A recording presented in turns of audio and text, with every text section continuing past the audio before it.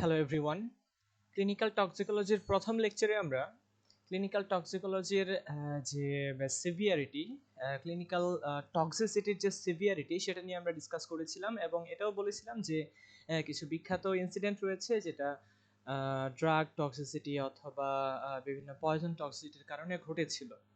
এই লেকচারে আমরা শুরু করব আমাদের থিওরিটিক্যাল পোর্শন, মেইন পোর্শনটা, হোয়াট ইজ ক্লিনিক্যাল টক্সিকোলজি। প্রথমে আমরা একটু জেনে নিই যে what is clinical pharmacy. Clinical pharmacy is a health science discipline in which pharmacist provide patient care. এটা অবশ্যই একটা হেলথ সায়েন্স ডিসিপ্লিন হবে যেখানে টক্সিক সাবস্টেন্স নিয়ে ডিল করা হয়।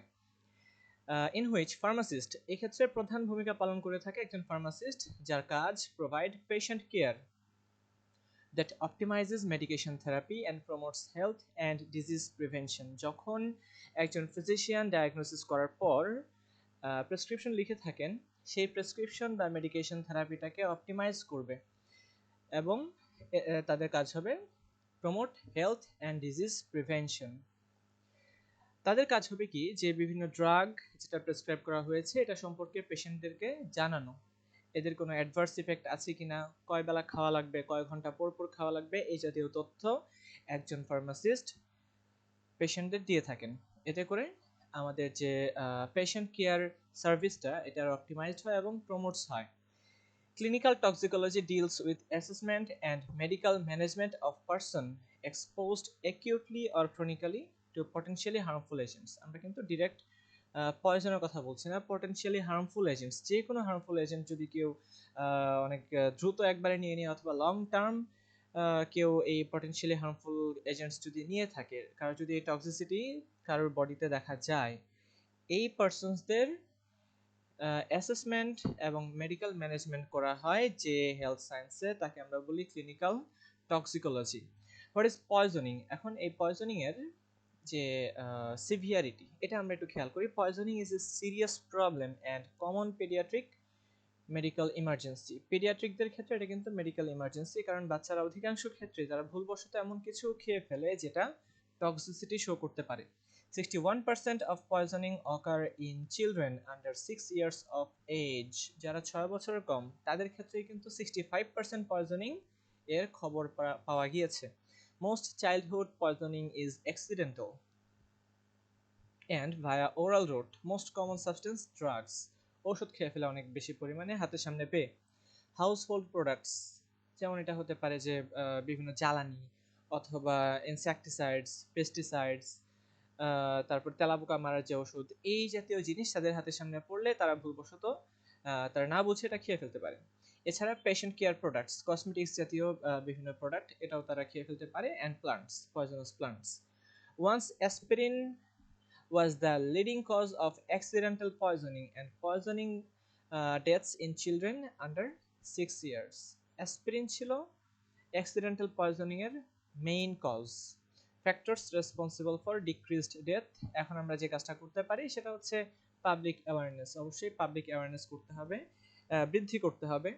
সেই সাথে আমরা যে সমস্ত ঔষধ কিনে বাসায় রাখবো তাদেরকে সিআরসি বা চাইল্ড রেজিস্ট্যান্স কন্টেইনারের মধ্যে রাখতে হবে, যে সমস্ত কন্টেইনার থেকে বাচ্চারা, চিলড্রেন ঔষধ বের করে তারা যাতে খেয়ে ফেলতে না পারে অথবা এটাকে নষ্ট করতে না পারে।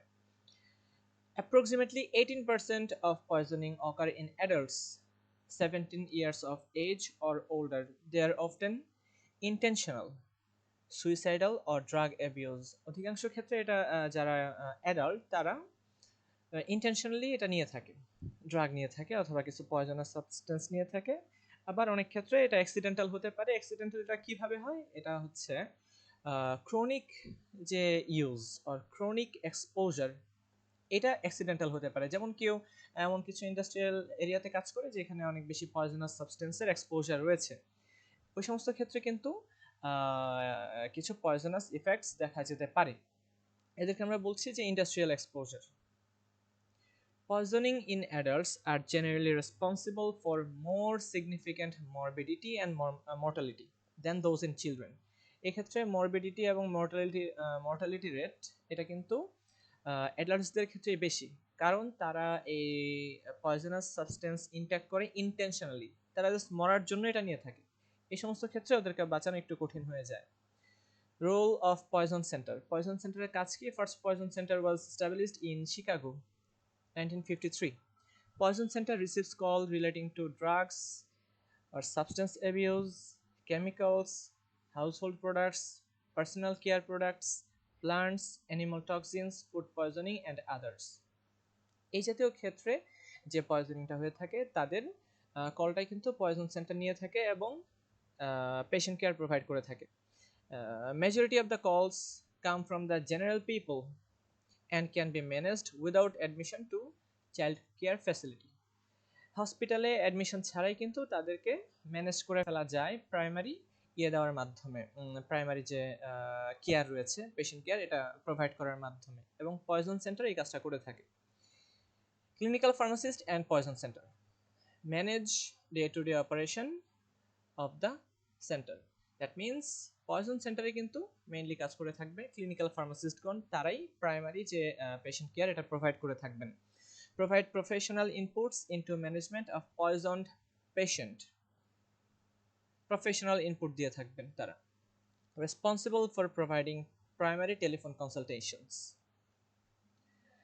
আমরা এবার একটু খেয়াল করি যে পয়জন প্রিভেনশন করার ক্ষেত্রে কি কি কাজ করা যেতে পারে। যেমন সিআরসির কথা আগেই বলা হয়েছে, চিলড্রেন রেজিস্ট্যান্ট কন্টেইনারের মধ্যে রাখতে হবে। এছাড়া প্রত্যেককেই বাসা বাড়িতে সিরাপ অফ আইপিইসিএস, এটা একটা ভমিটিং সিরাপ, এটা রাখতে হবে। যদি কোনো কারণে কেউ পয়জন ইনটেক করে ফেলে যাতে আইপিইসিএসি সিরাপটা দেওয়া হয়, এতে করে পয়জনাস সাবস্টেন্স ভমিটের মাধ্যমে বের হয়ে আসবে।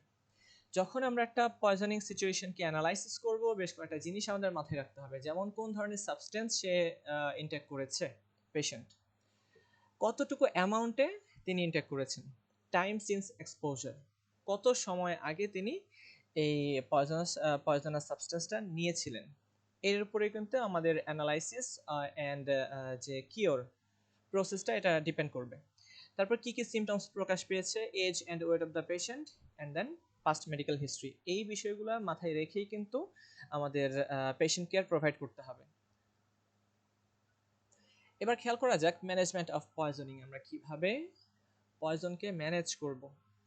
অ্যাট ফার্স্ট আমাদের যে প্রাইমারি ম্যানেজমেন্টের মধ্যে পড়ে সেটা হচ্ছে অ্যাবজর্পশনটাকে কিভাবে ডিক্রিজ করা যায়। যখন একজন পার্সন পয়জনকে ইনটেক করে ফেলবে, আমাদের প্রথম চিন্তা থাকবে যত দ্রুত সম্ভব অ্যাবজর্পশনটাকে ডিক্রিজ করে ফেলা, কমিয়ে ফেলা। যখন এটা অ্যাবজর্ব হয়ে যাবে সিস্টেমিক সার্কুলেশনে, ব্লাডে, তখন কিন্তু এটাকে প্রিভেন্ট করা অনেক টাফ হয়। তো অ্যাবজর্পশনকে ডিক্রিজ করার জন্য আমরা ইমেটিক ব্যবহার করব, যারা কিনা ভমিট এর মাধ্যমে এটাকে বের করে দেবে, অর্থাৎ বমির উদ্রেক করবে। ইমেটিক্স হচ্ছে এরাই। গ্যাস্ট্রিক ল্যাভেজ, এমন কিছু সলিউশন আমরা ব্যবহার করব যেটা পাকস্থলী থেকে, স্টমাক থেকে ইরিগেট করে বের করে নিয়ে আসবে পয়জনাস সাবস্টেন্সগুলোকে একটা পাইপের মাধ্যমে। তখন আমাদের ল্যাভেজ সলিউশন ইউজ করতে হয়। অ্যাক্টিভেটেড চারকোল, অ্যাক্টিভেটেড চারকোল এর ট্রেমেন্ডাসলি হিউজ সারফেস এরিয়ার কারণে এরা পয়জনাস সাবস্টেন্সকে অ্যাবজর্ব বা অধিশোষণ করে রাখতে পারে, এবং এরা অ্যাবজর্ব করতে বাধা দিবে, পয়জনকে সিস্টেমিক সার্কুলেশনে অ্যাবজর্ব করতে বাধা দিবে অ্যাক্টিভেটেড চারকোল। তারপর রয়েছে ক্যাথারটিক, ক্যাথারটিক হচ্ছে তারা যারা খুব দ্রুত হ্যাসেনিং এক্সক্রিশন করে বের করে দিবে বডি থেকে ইয়ের মাধ্যমে, ফিসিসের মাধ্যমে। তারপর হতে পারে হ্যাসেনিং এক্সক্রিশন, এক্সক্রিশনটা যদি কোনো কারণে, যদি কোনোভাবে পয়জনটা আমাদের সিস্টেমিক সার্কুলেশনে প্রবেশ করে, তখন আমাদের চিন্তা করতে হবে কিভাবে দ্রুত এটাকে ইউরিনের মাধ্যমে হোক বা ফিসিসের মাধ্যমে হোক দ্রুত বের করে দেওয়া যায়। বের করে দিলেই আমাদের বডিতে এদের ছড়িয়ে পড়ার যে রেট সেটা কমে যাবে। তার জন্য আমরা কি কি ব্যবস্থা নিতে পারি? প্রথমটা হচ্ছে মাল্টিপল ডোজ অ্যাক্টিভেটেড চারকোল এবং ক্যাথারটিক্স, এদের একটা কম্বিনেশন থেরাপি। দুটাকে কম্বাইন করে আমরা যখন অ্যাডমিনিস্টার করব, তখন চারকোলটা অ্যাবজর্ব করে ফেলবে এবং ক্যাথারটিক যেটা করবে সেই অ্যাবজর্বড চারকোলকে দ্রুত বডি থেকে বের করে দিবে। অল্টারেশন অফ ইউরিন পিএইচ, কিছু কিছু ড্রাগ রয়েছে যারা ইউরিন পিএইচ এর উপর ডিপেন্ডেন্ট, যাদের এক্সক্রিশনটা ইউরিন পিএইচ এর উপর ডিপেন্ডেন্ট, আমরা সেই অনুসারে ড্রাগের প্রকৃতি অনুসারে আমরা ইউরিন পিএইচ কে চেঞ্জ করব, এতে করে দ্রুত বের হয়ে যাবে বডি থেকে। তারপর সর্বশেষ হতে পারে ডায়ালাইসিস অ্যান্ড হিমোপারফিউশন, ডায়ালাইসিস করেও আমরা দ্রুত পয়জনটাকে বের করে দিতে পারি। তাছাড়া আমাদের রিসেন্ট কিছু রয়েছে, এডিশন রয়েছে পয়জন ম্যানেজমেন্টের ক্ষেত্রে, তারা হচ্ছে সিস্টেমিক অ্যান্টিডোট। স্পেসিফিক কিছু পয়জনাস সাবস্টেন্সের ক্ষেত্রে স্পেসিফিক কিছু অ্যান্টিডোট ইউজ করতে হয়। তো এদেরকে প্রত্যেকটা নিয়েই বিস্তারিত ডিসকাশন থাকবে এর পরের লেকচারগুলোতে।